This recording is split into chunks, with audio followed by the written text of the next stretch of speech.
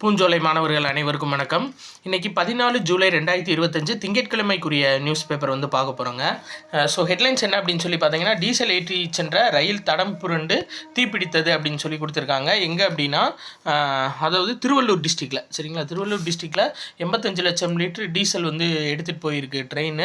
அந்த ட்ரெயினோட 3வது பெட்டி வந்து தடம் புரண்டு அது வந்து இந்த மின்கம்பியில் வந்து மோதினதுனால தீ பிடிச்சிருக்குங்க. ஸோ தீ பரவுறதுக்கு முன்னாடி மிச்ச இதெல்லாம் டேங்கர்லாம் கட் ஆஃப் பண்ணிட்டாங்க, சரிங்களா. ஒரு 3 டேங்கர் கிட்ட பாதிக்கப்பட்டிருக்கு அப்படின்னு சொல்லியிருக்காங்க. இதில் எக்ஸாம் பாயிண்ட் ஆஃப் வியூவில் எதுவுமே கிடையாது. நேற்று நியூஸ் பேப்பரில் ஒரு முக்கியமான நியூஸ் சொல்லாமல் விட்டாங்க, அதை பார்த்துலாம். அதாவது பீம்ஸ்டெக் நாடுகளோட 2வது துறைமுகங்கள் மாநாடு எங்கே தொடங்கியிருக்கு அப்படின்னா, விசாகப்பட்டினத்தில் தொடங்கியிருக்குங்க. ரொம்ப முக்கியமானது. இந்த பீம்ஸ்டெக்கில் மொத்தம் 7 நாடுகள் வந்து உறுப்பினராக இருக்காங்க.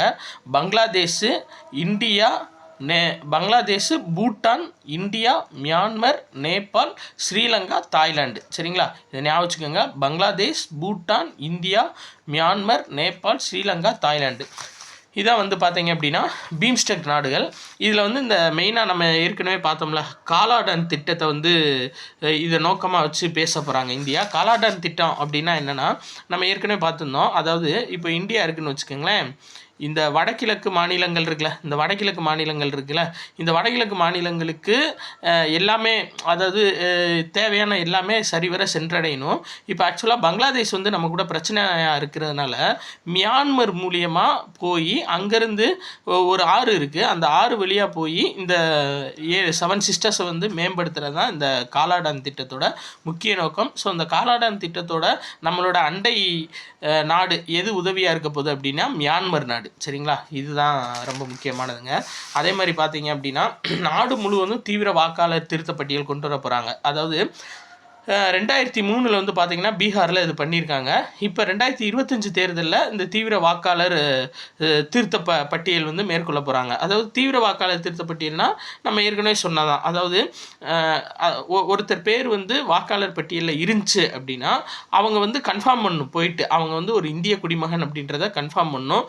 அதுக்கு இப்போது ரீசெண்டாக வந்து உச்சநீதிமன்றம் உத்தரவு போட்டிருந்தாங்க. என்னென்னா, ஆதார் கார்டு, குடும்ப அட்டை, இது ரெண்டுமே போதும், இது ரெண்டுமே இருந்தால் அவங்களுக்கு வந்து வாக்காளர் பட்டியலில் பேர் இருக்கட்டும் அப்படின்ற மாதிரி சொல்லியிருந்தாங்க. அடுத்த வருஷம் வந்து இந்தியா ஃபுல்லாக அதை கொண்டு வரதா பேசிகிட்டு இருக்காங்க. அதான் ரொம்ப முக்கியமானது, சரியா. கூடிய விரைவில் அடுத்த ஆண்டு இந்தியா ஃபுல்லாக நாங்கள் செயல்படுத்துவோம்னு சொல்லியிருக்காங்க. இதுக்கு முன்னாடி 2003 பீகாரில் பண்ணியிருக்காங்க. அதே மாதிரி 2006ஆம் ஆண்டு உத்தரகாண்டில் பண்ணியிருக்காங்க. வேறு பார்த்தீங்க அப்படின்னா 2008 வந்து நம்ம நாட்டோட தலைநகர் புதுடெல்லியில் பண்ணியிருக்காங்கங்க, சரியா. அதனால் இது ரொம்ப முக்கியமான இன்ஃபர்மேஷனாக நீங்கள் பார்த்து வச்சுக்கிறணும். முக்கியமாக இந்த 3 ஆண்டுகள் முக்கியமானது. 2003 பீகார், 2006 ஒரு நிமிஷங்க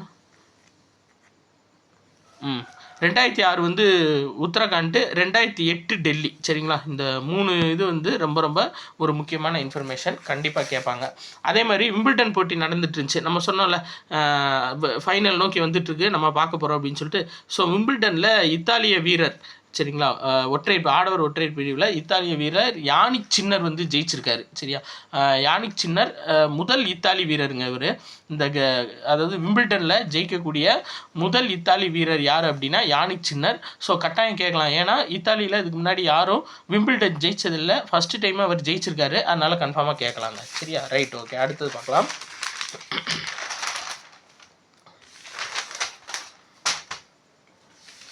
வேறு எக்ஸாம் பாயிண்ட் ஆஃப் வியூவில் அப்படின்னு பார்த்தோன்னா இந்த இதுப்பா என்ன அப்படின்னா, கூகூர் அப்படின்ற இடத்துல வந்துட்டு பழமையான ஆசிரியம் கல்வெட்டு கிடச்சிருக்கு. கூகூர் அப்படின்றது எங்கே இருக்குது அப்படின்னா புதுக்கோட்டை மாவட்டம், சரிங்களா. புதுக்கோட்டை மாவட்டத்தில் 700 ஆண்டுகள் பழமையான ஆசிரியம் கல்வெட்டு கண்டறியப்பட்டுள்ளனன்னு சொல்லி கொடுத்துருக்காங்க. இந்த ஆசிரியம் கல்வெட்டு வந்து 14ஆம் நூற்றாண்டை சேர்ந்ததுப்பா, சரியா. அப்போ கேட்கலாம், இப்போ ரீசெண்டாக ஆசிரியம் கல்வெட்டு எங்கே கிடைக்கப்பட்டிருக்கு அப்படின்னா கூகூரில். என்ன மாவட்டம்னா புதுக்கோட்டை மாவட்டம்.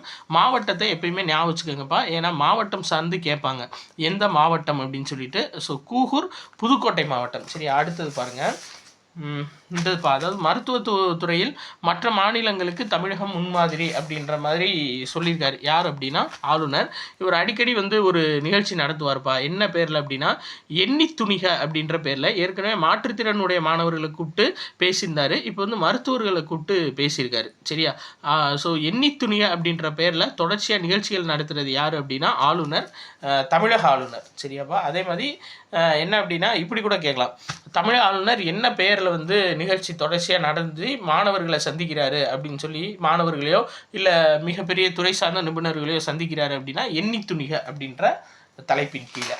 Right, okay. அடுத்தது இந்தது என்னன்னா கொரோனா இன்ஃப்ளூயன்ஸா பரிசோதனைகள் இனி அரசு மருத்துவமனையில் புதிய நடைமுறைன்னு கொடுத்துருக்காங்க.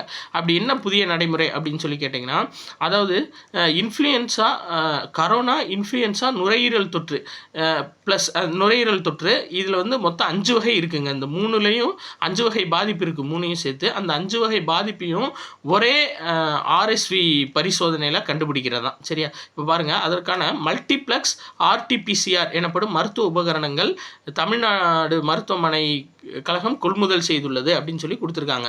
சரியா? அதாவது 5 விதமான வைரஸ் தொற்றை ஒரே செக்கில் வந்து கண்டறிய முடியும். அதான் ரொம்ப முக்கியம். ஸோ அது கட்டாயம் கேட்பாங்க. மல்டிப்ளெக்ஸ் ஆர்டிபிசிஆர் மூலியமாக எத்தனை வகையான தொற்றுகளை ஒரே நேரத்தில் கண்டறிய முடியும் அப்படின்னு கேட்டாங்கன்னா 5 வகையான தொற்றுகள்ப்பா. இதில் பாருங்கள், பருவ காலத்தில் வந்து கொரோனா, இன்ஃப்ளூயன்ஸா ஏபி மற்றும் ஆர்எஸ்வி. ஆர்எஸ்வினா என்ன அப்படின்னு சொல்லி பார்த்தீங்க அப்படின்னா நுரையீரல் தொற்று. சரியா? ஏபி. அப்போது 5 வந்துருச்சா? இங்கே பாருங்கள், corona 1, influenza AB virus, RSV AB virus. சரியா? இந்த 5 வகையான இதையும் ஒரே நேரத்தில் கண்டறியக்கூடிய மல்டிப்ளெக்ஸ் ஆர்டிபிசிஆர் அப்படின்ற மருத்துவ கருவியை வந்து கொண்டு வந்திருக்காங்க தமிழ்நாடு அரசு சார்பாக. Okay, right. இனிமேல் ஹாஸ்பிட்டல்ஸில் அந்த ஒரே செக்கில் இந்த 5மே கண்டறிய முடியும்னு சொல்லியிருக்காங்க. ரைட்டுப்பா. அடுத்து இந்த பாருங்கள், விசாகப்பட்டினம் ரயில் நிலையத்தில் படுக்கை வசதியுடன் கூடிய அதிநவீன ஓய்வறை அப்படின்னு சொல்லி கொடுத்துருக்காங்க. ஸோ ஃபஸ்ட்டு டைமாக கிழக்கு கடலோர ரயில்வே மண்டலம். சரிங்களா? கிழக்கு கடலோர ரயில்வே மண்டலம் விசாகப்பட்டினம்ப்பா. ரொம்ப முக்கியம், நம்மளுக்கு ஜாகிரஃபி புக்கில் இருக்குது. கிழக்கு கடலோர ரயில்வே மண்டலம் எங்கே இருக்குது அப்படின்னா விசாகப்பட்டினத்தில் இருக்குது. ஸோ அங்கே வந்து பார்த்தீங்க அப்படின்னா ஸ்லீப்பிங் பாட் இந்த இது பேர். சரியாப்பா? ஸ்லீப்பிங் பாட். அப்போ கேட்பாங்க ரீசெண்டாக ஸ்லீப்பிங் பாட் அப்படின்னு அழைக்கப்படக்கூடிய படுக்கை வசதியுடன் கூடிய அதிநவீன ஓய்வறை வசதி எங்கே அறிமுகப்படுத்தப்பட்டது அப்படின்னா விசாகப்பட்டினத்தில். எந்த ரயில்வே கீழே இது வரும் அப்படின்னா கிழக்கு கடலோர ரயில்வே மண்டலத்துக்கு கீழே இந்த இது வரும். சரியாப்பா? Right, okay. சுபான்சு சுக்லா திரும்புகிறாரு. நம்ம ஏற்கனவே பார்த்துட்டோம் ஆக்சிம் 4 திட்டத்தை பற்றி எந்த அளவுக்கு பார்க்க முடியுமோ அந்த அளவுக்கு பார்த்துட்டோம். சரிங்களா? இப்போ அவர் ரிட்டர்ன் ஆனதுக்கப்புறம் அது சார்ந்து எது நியூஸ் இருக்கா அப்படின்னு சொல்லி பார்த்துலாம். சரிங்களா? பூமிக்கு வரட்டும், அதுக்கப்புறம் தான் ஃபுல் அண்ட் ஃபுல் நியூஸ் போடுவாங்க. அதுக்கு முன்னாடி நம்ம ஏற்கனவே பார்த்தது தான் திரும்ப திரும்ப கொடுத்துருக்காங்க. 1984 ராகேஷ் சர்மா இதுக்கு முன்னாடி போயிருக்காரு அப்படின்னு சொல்லிட்டு ஆக்சிம் 4 திட்டம் இதை தான் வந்து திரும்ப திரும்ப கொடுத்துருக்காங்க. நம்ம அவர் பூமிக்கு வந்ததுக்கப்புறம் வேறு என்ன இருக்குது அப்படின்னு சொல்லி நம்ம பார்க்கலாம். சரியாப்பா? அதே மாதிரி விம்பிள்டன் மகளிர் ஒற்றையர் பிரிவுன்னு எடுத்துக்கிட்டிங்கன்னா மகளிர் ஒற்றையர் பிரிவில் போலாந்தோட இகா ஸ்வியாடெக் நம்ம திரும்பி பார்த்துட்டுருங்கப்பா. இவங்க தான் ஜெயிச்சிட்டே வர்றாங்க. சரிங்களா? போலாந்தோட இகா ஸ்வியாடெக் ஜெயிச்சிருக்காங்க. அதாவது 3வது கிராண்ட் ஸ்லாம் போட்டி விம்பிள்டன். சரியா? விம்பிள்டன் ரொம்ப ரொம்ப முக்கியம்பா, ரொம்ப ரொம்ப முக்கியம். விம்பிள்டனில் பெண்கள் ஒற்றையர் பிரிவில் ஜெயிச்சது யார் அப்படின்னா இகா ஸ்வியாடெக்கு. இவங்க போலந்து நாட்டை சேர்ந்தவங்க. இதுக்கு முன்னாடி பார்த்தோம், அதாவது ஆண்கள் ஒற்றையர் பிரிவில் ஜெயிச்சவர் யாருன்னா இத்தாலியோட யானிக் சின்னர். சரியா? இவங்க 2 பேரும் ரொம்ப ரொம்ப முக்கியமானவங்க. ரைட், ஓகேப்பா. அடுத்து வேறு இன்றைக்கி எக்ஸாம் பாயிண்ட் ஆஃப் வியூவில் அப்படின்னு பார்த்தா இவ்வளோதான்ப்பா. ஸோ நிறையா பேர் நம்ம குரூப் 4 வந்துட்டு நம்ம நிறையா படிச்சுட்டு போனோம், பட் எதுவுமே வரல அப்படின்னு சொல்லி கமெண்ட் பண்ணியிருந்தீங்க. ஆக்சுவலாக என்ன லாஜிக் அப்படின்னா, அவங்க கேட்டது எல்லாமே அந்த ஜனவரி டு நம்ம மார்ச் வரையும் படித்தோம் பார்த்தீங்களா? ஜனவரி, பிப்ரவரி, மார்ச், ஏப்ரல், மே வரையும் கேட்டிருந்தாங்கப்பா. சரியா? நீங்கள் உள்ளே பார்த்தீங்கன்னா தெரியும். அது வந்து நம்ம கொஞ்சம் டெய்லி நியூஸ் பேப்பர் பார்த்தா நம்மளுக்கு என்ன யூஸ் அப்படின்னா, ஒரு சில ஆப்ஷன்ஸை வந்து நம்ம கழட்டி விட்டு அடுத்த ஒரு 2 ஆப்ஷனை உறுதியாக வந்து கழட்டி விட்டுலாம். சரிங்களா? அடுத்த 2 ஆப்ஷனை வந்து நம்ம யூஹிச்சு போடலாம். அப்படி தான் கேட்குறாங்க. டைரக்ட் கொஸ்டின்ஸ் வர்றதில்ல. நம்ம தொடர்ச்சியாக படிச்சுட்டே இருப்போம், நியூஸ் பேப்பர் பார்த்துட்டே இருப்போம். கண்டிப்பாக இதோட ரிஃப்ளெக்ஷன் உங்களுக்கு எக்ஸாமில் தெரியும்ப்பா. சரிங்களா? நன்றி.